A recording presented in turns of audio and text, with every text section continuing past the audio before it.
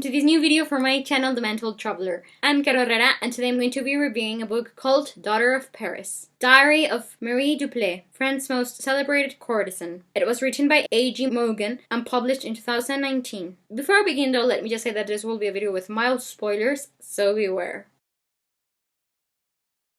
I'm going to be reading the Goodreads review because I really enjoyed it. In our modern times, no prostitute could ever be celebrated. But in 19th century France, one courtesan created sensation not only through the scandalous deeds that sprung from her lifestyle, but also through her death. Yet what her contemporaries didn't know was that her fame wasn't born thanks to her beauty, but from a woman's utter determination to overcome a childhood of endless torture, abandonment, and mistreatments. From a soul's desperate need to forget her past. The story of Marguerite Duplessis, the woman behind masterpieces such as Alexandre Dumas' Field's The Lady with the Camellias and Verdi's Traviata, is a story of a peasant girl who surpassed all suppressions her era imposed on its woman to become one of the most famous individuals 19th century Europe had ever known. Okay, so I'm afraid to say that I didn't end up liking this book. The only reason why I finished it was because it wasn't a long novel, but there's actually very little that I enjoyed about it. So, the novel is written as if it was the protagonist's journal, and while I don't usually care for such book, this one would have been okay, except for the fact that every so often the author would interrupt Marie's entries to insert that one of her closest friends. And that was really annoying because those bits seemed to literally just be there to inform the reader of some behind the scenes. For example, at the start, the friend interrupts the journal to share her opinions on what we just read about what happened to Mary. And I could care less what that person thought. Or there would also be interruptions that say something like, "Back in that time, life was pretty hard on women. I shudder to remember how awful it was for Mary." And I'm like, I just read what happened to Marie, and I know that it was awful. I don't need the author to sort of step into the story to clarify that while she has to write about these horrible things happening to a little girl, she's not okay with them. It made me mad. I felt like I was reading fiction meant for teenagers, with this sort of explanatory, washing her hands of responsibility notes from the author. Also, I just couldn't connect to the protagonist or care what happened to her, and I have some theories as to why this is.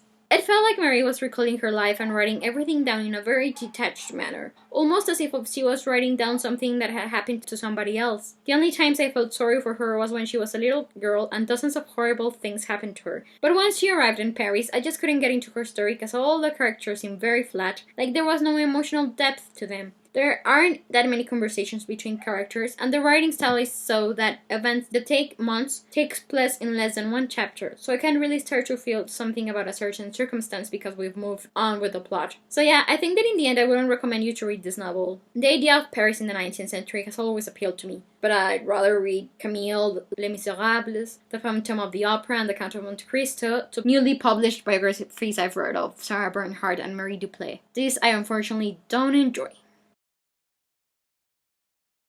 Okay, so the first time I was introduced to Marie Duplessis was in a way thanks to the movie Moulin Rouge. I was like around 10 years old when I first saw it and it blew my mind, and to this day remains like one of my favorite movies ever. I then discovered that it was based on the French classic Camille, or The Lady of the Camellias by Alexandre Dumas' Fils. And I read that book when I was a teenager and absolutely adored it as well, because it's just so powerful and emotional and a complete heartache-filled book. There's also a 1936 adaptation of this novel with Greta Garbo and Robert Taylor, which is pretty fantastic. And over the years I've learned that Alexandre Dumas not only made the book, but he also turned it into a play. And that was then in turn turned into an opera. I wish I could have seen the production of The Lady of the Camellias with Vivien Leigh, my favorite actress ever, alongside Vanessa Redgrave, because she started it opposite Jack Marigold, who was just as the male character in the book, in love with her, and he was her totally devoted lover. Anyways, I want to make a pause here and say that I've always associated Moulin Rouge and The Lady of the Camellias with the life of Sarah Bernhardt, because Sarah Bernhardt was this French actress who lived in the 19th and 20th centuries, and she became really famous for her portrayal of Marguerite Gautier,